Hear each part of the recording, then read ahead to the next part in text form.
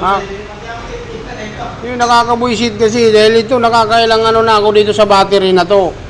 Laging pinapacharge, sira nga eh.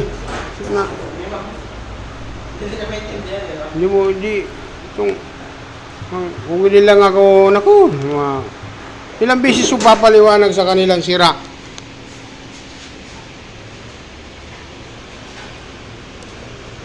Pinacharge na naman. O, ayan o. Bad, replace. 13 volts ang voltahe. 12 volts, good. Pero ang problema, bad, replace. Bakit kailangan na, bakit may bad replace? Tingnan natin yung internal lang.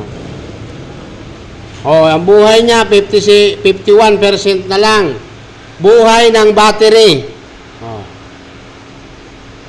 Ito naman, yung kanyang, ito naman yung charging system niya. Ang charging system niya, 100%. Dapat parehas yan sila, 100%.